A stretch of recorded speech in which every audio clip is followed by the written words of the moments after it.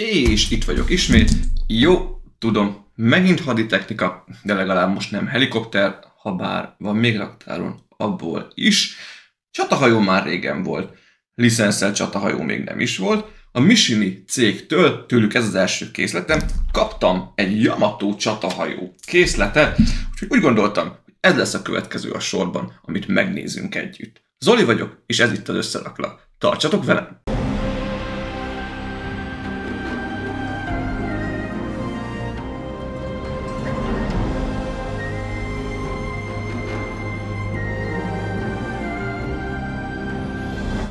Kezdjük a doboz dizájnnal, ahogy szoktuk. Egy eléggé nagy, teletömött dobozt kaptam, aminek az elején látjuk magát a csatahajót. A jobb felső sarokban a Battleship Yamato felirattal, itt van a Mishininek a logója, M7001-es a termékkód, 6 év feletti álló, 2569 darabos a készlet. Ez a kép ez tök jó, ez éppen egy ütközetet ábrázol, ugye a füst és a lángok sötétítik el az eget, és a jobb alsó sarokban még láthatjuk, hogy egy állvány is tartozik hozzá, amire rá lehet helyezni majd a hajót. Az egyik oldalon pár részletet láthatunk a radar részről, a forgatható mobil ágyukról, valamint a repülőgépekről, amiket hordoz a hajó. A másik oldalon a propellert láthatjuk. Kerekek vannak az alján, ez a másik csatahajóval is úgy volt, hogy lehessen gurítani, könnyen mozgatni, és itt még az állványt is mutatja közelről. A doboznak az alján semmi érdekesség, viszont a tetején látjuk, hogy 80 cm hosszú lesz a modell, 22 cm magas, és 13 cm széles, tehát eléggé impozáns készlet. A hátulján egy kicsit más pozícióban, más nézetből látjuk a csatahajót, ami rendkívül sok részletet tartalmaz, és még a japán zászlót is megkapta. Ez látszik itt a fedélzeten. Nézzük, hogy mi van a dobozban, mert tényleg ez már kívül is látszik, hogy dugig van tömve. Remélem ki is jön azért a tartalma. Ahogy néztem, 10 darab számozott zacskónk van, külön egy egyedi elemünk a hajónak az orrészéhez, ez szerintem külön ez a készlethez lett gyártva. Tök jól néz ki, jó a minősége, jó tapintásra.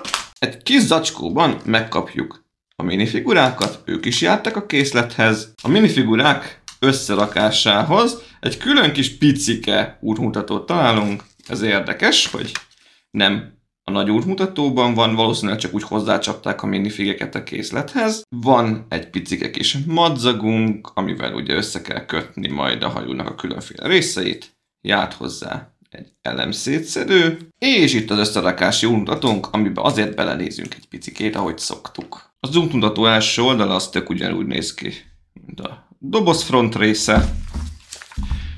Hát a hátulja pedig ugyanúgy, hogy a doboz hátulja, ez nem meglepetés. Nézzük a belsejét. Itt van egy kis információ magáról a Mishini cégről. A másik oldalon a Yamato csatahajóról. Ez tök jó, hogy érdekességeket, részleteket, tényeket, és még valós fotókat is látnunk a csatahajóról. Itt még külön taglalja a fő jellemzőit. Azt mondja. Matricákhoz instrukció, akkor itt bizony valahol van egy matrica ív. Méretarány, és itt már kezdődik is az egyes zacskóval az összerakás a harmadik oldalon, és egészen tart, hát ez már a kész hajó, 103. oldalon a 477. lépésig, mert itt a végén már csak a készmodellről láthatunk egy-két képet, de ez nagyon-nagyon jól néz ki. Remélem, hogy nektek is tetszik. És hol van az a bizonyos matrica ív? Legalább egyúttal kicsit belelapozok az útmutatóba. Itt már én érzem, hogy hol jön szét. És nem. Azt hittem, hogy ott lesz a matrica ív valahol eldugva. Habár több minden szerepel egy oldalon, ettől függetlenül ez az útmutató első ránézésre tök jó minőségű. Egyébként maga a füzet is az érzetre, elég vastag is, majdnem 500 lépés. Szerintem ezzel nem lesz gond, azt akartam mondani, de itt vannak a matricák. Hát azt mondom, hogy ez még talán vállalható mennyiségű, nem olyan vészes. Elkezdem az összerakást.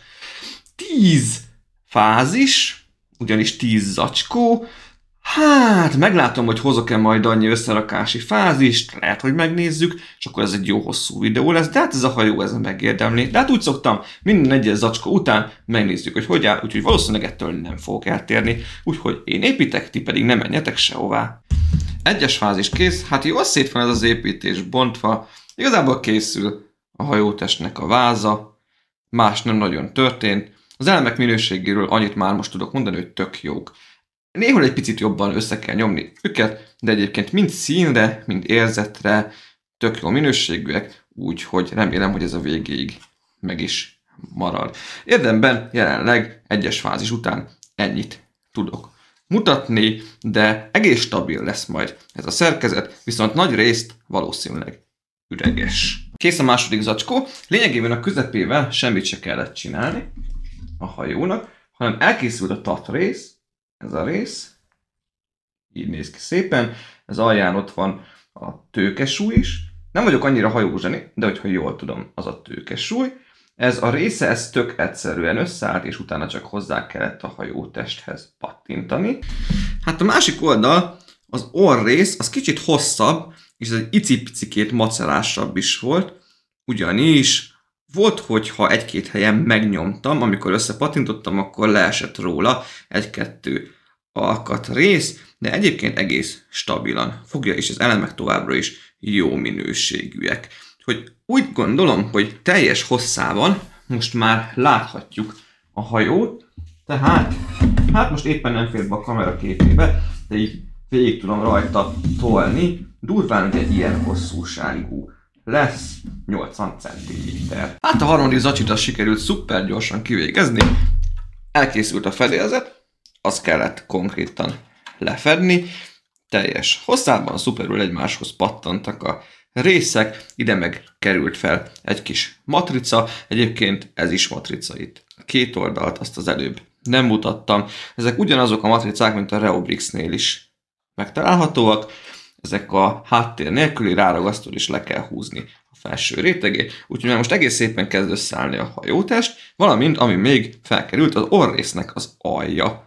Ez az egybeöntött elem, ami valószínűleg egyedileg ehhez a készlethez készült, ezt is rá kellett már pattintani. A negyedik, ötödik fázist azt egy kalap alá veszem, ugyanis a két oldalát, a bal és a jobb oldalát kellett elkészíteni a csatahajónak, tök ugyanúgy, tehát ezért nem is mutattam meg a negyedik fázis után az egyik oldalt. Ami pozitívum az építésben, hogy a másik oldalát azt kicsit más sorrendben mutatta az útmutató, így nem volt teljesen monoton, mert nem ugyanazokkal a mechanikákkal dolgozott, hogyha szabad ezt mondanom, kicsit máshogy pakolgatta egymással a darabokat, de végül ugyanaz lett a végeredmény. Itt láthatjátok is, hogyha így megfogom és mozgatom, gyönyörű szépen végig van már az oldala rakva, és az alja is nagyon jól néz ki így, a dupla kétoldali borítással. Az elemek azok tök szépen illeszkednek egymáshoz, és nagyon szép a színe, ez a bordós, vöröses szín, ez nagyon jól áll neki, és láthatjátok, hogy hát elég masszív, egy 80 centis dög, de egy kézzel így simán tudom pakolászni, jobbra-balra forgatni, úgyhogy tényleg masszív. Ez bizony nem igen esik szét. Úgyhogy egészen alakulunk, nem olyan sok van már hátra. Pontosabban a fedélzetre kell még felpakolni dolgokat, meg ha jól láttam, akkor még az aljára is jön egy-két cucc, ugyanis a propellerek, a hajócsavarok is ki lesznek majd dolgoznak. Remélem, hogy még forognak is majd, vagy lehet forgatni őket. Hát ez majd hamarosan kiderül. Nos, a hatos fázis volt az, ahol már elkezdtek egy kicsit látványosabb részletek felkerülni, és furcsa módon a 10 zacskót is itt kellett felhasználni. Na mindegy, ez csak egy megjegyzés. Láthatjátok, hogy már felkerültek a fedélzetre a legelső elemek, és elég sok matricát is kellett már itt használni. Például itt az elején, az ott egy egybe matrica, az a rész, hát egy picikét azért meg is van itt gyűrődve. Mutatom közben itt a fedélzeti elemeket, nem olyan sok minden, de azért már elkezdenek hozzátenni a készlethez. Egy-két érdekesség, és majd e köré fog a többi rész épülni. Ebbe a végébe meg össze kellett pattintani a láncot. Azért mondom, hogy összepattintani, mert kicsit tikkelt a szemem, ugyanis ezt a láncot, ezt elemenként, szemenként kellett összerakni, szerencsére nem olyan hosszúak. Úgyhogy maga a fedélzet rész, az már így néz ki, de nem csak ennyi történt ebben a fázisban, hanem meg is fordítom. Felkerültek a kerekek, ugyanis, mint mondtam, a dobozról látható volt, hogy ez a hajó, ez gurítható kerekeken, és ide be kellett szerelni egy picike kis mechanikát, és ennek hála gurítás közben ez a 4 kis légcsavar, ez bizony forog. Tehát, hogyha ezt a részét forgatom, akkor bizony a légcsavarok mozognak 2 balra, 2 jobbra, gyönyörű szépen működik, habár egy-két légcsavarnak kicsit suta a mozgása, de ez egyébként rendben van. És így a kerekeknek hála könnyen lehet helyet is változtatni vele. Hát valószínűleg, hogyha át akarom rakni, akkor felemelem és nem tologatni fogom. A 7-es fázisban a fedélzetet kellett bővíteni, lényegében csak erre a részére került a fedélzetnek, a hátsó részére, pontosabban ugye a tat részre, ahol a hajóknál nevezzük. Néhány extra elem. Itt a végén, a tat résznek a csúcsán láthatjátok a felszállópálya részt, és 2 kis picike repülőgépet is kellett már ott elhelyezni, néhány apró löveggel egyetemben. Ha tovább haladunk, itt középen kezd kiépülni az a komplexum, ami a parancsnoki hidat is tartalmazza majd, és ezt hát majdnem ilyen sündisznószerűen körbe kellett aprócska lövegekkel már venni. Nagyon jól néz ki. Ezeket a lövegeket egyébként úgy kellett kipattintani egy olyan részből, mint amilyenben a maketteknél is megszokhattuk, hogy az elemek vannak. Láthatjátok, a repülők is ilyenben vannak, és külön az elejére a propeller, az szintén így helyezkedik el. Valószínűleg ugye a méretarány megtartása miatt ragaszkodtak ahhoz, hogy például ilyen picik legyenek a repülők, és ezek a lövegek pedig azért nem építettek a kockákból, mert ezek a legkisebbek. Én még ezzel most elégedett vagyok, nem zavar őszintén szólva, hogy ezek ilyen egybefröccsöntött elemek. Ha jól láttam, akkor az egyen nagyobb és a legnagyobb lövegek azok már rendesen legóból lesznek építve. És még kerültek fel matricák a felszállópálya részre, ide is kerültek még fel, és hát ezekre a kicsi picike elemekre is. Ezeket inkább nem mutatom meg nagyon közelről, ha nem láttátok az előbb, amikor elközelítettem, ugyanis 1-2-re nagyon-nagyon bénán sikerült ráragasztani ezt a 2 rétegű matricát. És igazából már csak a 8. fázis lesz, amit bemutatok így külön az építés során. Akkor fog elkészülni, ha jól láttam, ez az egész komplexum. És utána az egyebek, a kötélzet, minifigurák, még egyéb kis részletek, azok már utána következnek, és megnézzük a kész modellt együtt. A 8-as fázisban ezt a hatalmas sündisznót kellett itt megépíteni a hajónak a közepén. Valószínűleg ez a parancsnoki híd és az egyéb legénységi komplexumokat tartalmazza.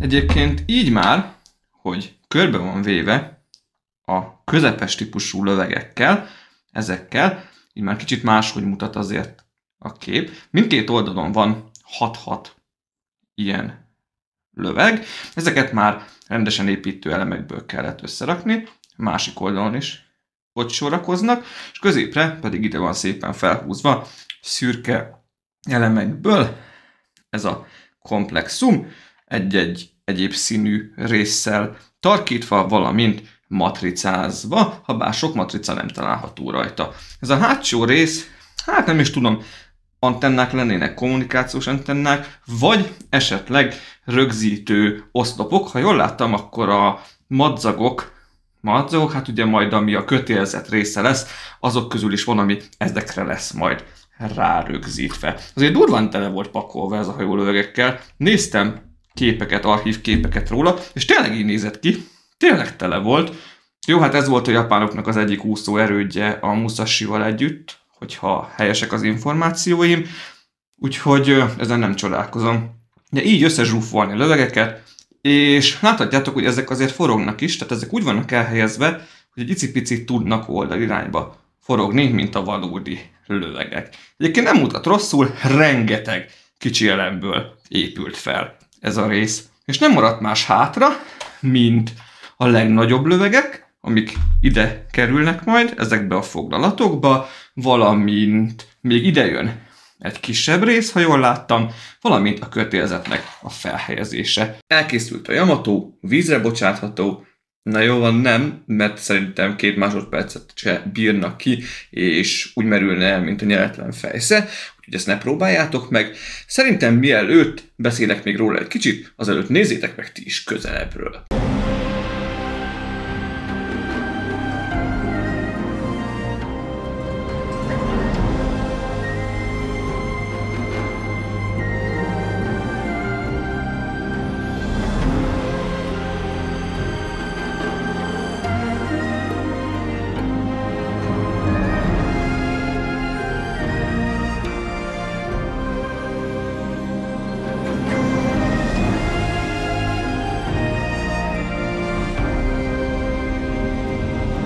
Nagyon szépen összeállt a hajó, ugye az összerakás fázisainak megtekintése közben eljutottunk oda, hogy a parancsnoki komplexum felkerült, és mi történt azóta? A legvégén össze kellett rakni a 3 legnagyobb löveget, amelyiknek mindegyiknek 3 csöve van, 2 kisebbet, valamint szépen ezt a kötélzetet fel kellett ide szerkeszteni, aminek egyébként kicsit könnyebb volt a felapplikálása, mint ahogy én előre vártam, bár volt benne macera, de egész ügyesen meg volt ez oldva, habár igazából kötélzet nélkül is jól mutat ez a hajó.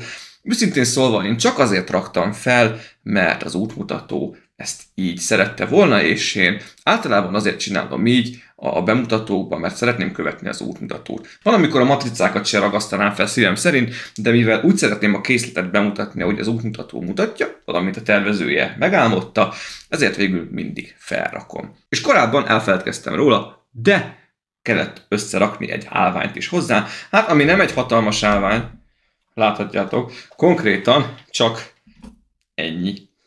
Azt hittem, hogy nem fogja rendesen majd megtartani, de igen, igazából csak rá lehet helyezni, és a 2 szélső rész, ez egy picit magasabban van, így nem tud lecsúszni róla.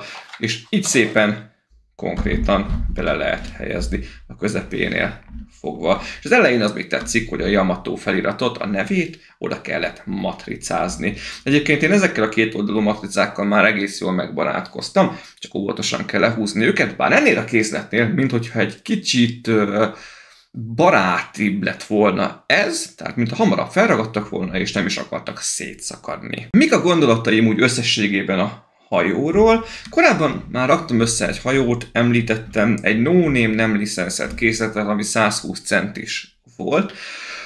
Az is tetszett, de valahogy kidolgozásilag egy icipicit nálam ez a Yamato ez jobb. Tehát ez megveri. Hiába kisebb, elemszámban mégis közelít hozzá, bár az valószínűleg itt a sok pici elemnek köszönhető, de nekem ez jobban tetszik, ez a japán úszó erőd, ez megveri nálam. Az elemek végig nagyon jó minőségűek voltak, hiánytalanul megvoltak, az összerakási útmutató nagyon precíz és pontos volt. Az összerakási élmény az jó, nem voltak benne hülye, vészes megoldások, mindent logikusan kellett felépíteni, stabilan tartottak, lehetett közben mozgatni, forgatni a hajót, ezzel se volt probléma. A propelleres mechanizmus, hogyha toljuk a hajót, a kerekein forognak a propellerek, az egy plusz bónuszt ad hozzá, egyébként minden löveg forgatható. Vannak ezek az ütközők 2 oldalon, ezeket a lövegeket konkrétan eddig tudjuk forgatni, mert ott már megakadnak, de ez is forgatható ugyanúgy, ezek a kicsik is forgathatók, minden egyes pici löveg is forgatható, mármint azok közül, amit nekem kellett összerakni, de ezek masszívan ülnek a helyükön, ezek a legkisebbek az egybe fröccsöntöttek. Megkaptuk még ide matricázva a japán zászlót is, egyértelműsíti, hogy melyik hajóról van szó, ami habár a második világháború egyik legnagyobb gigásza volt a tengeren, jól tudom, valami 250 méter hosszú volt, vagy legalábbis a körül, mégse tudták megfelelően kiaknázni az erejét, a társait, a Musashi pedig, ha jól tudom, még annyira se, tehát az konkrétan az elpusztítása előtt hajóval se találkozott, hanem csak repülőgépek ellen kellett helytállnia. Súlyra nem olyan vészes, szépen meg lehet fogni, fel lehet emelni, át lehet rakni. Annyi, hogyha így szépen mozgatjátok, akkor egy-két löveg nagyon könnyen el tud fordulni ezek közül, úgyhogy utána azt vissza kell pozícionálni a helyére. Úgyhogy én összességében teljesen meg vagyok elégedve a készlettel, nem éreztem semmi frusztrációt az összerakása közben. Csak jó szívvel ajánlani tudom mindenkinek, aki szereti a csatahajókat, vagy a haditechnikát. A videó leírásában megtaláljátok a Mishimi webshopjához a linket. Ha jól tudom, európai raktárkészletük is van, ott is elérhető a hajó, 30-31 ezer forint körüli áron, eredeti dobozával, 3-7 napos szállítással, hogy ez egy tök jó deal, hiszen egy 2500 darabos készletről beszélünk. Remélem, hogy tetszett a bemutató, írjátok meg kommentben a véleményeteket a készletről, iratkozzatok fel a csatornára, mert ez fontos, most az egy icipicit belassult, de azért szép lassan csordogáltok, dobjatok lájkot a videóra is, és hamarosan érkezem a következő bemutatóval, ami egy olyan tematika lesz, amit én még eddig elkerültem. Nem nagy darabszámú készletről van szó, de még ilyet nem raktam össze a csatornán. Addig is vigyázzatok magatokra, kommenteljetek, további szép napot nektek, sziasztok!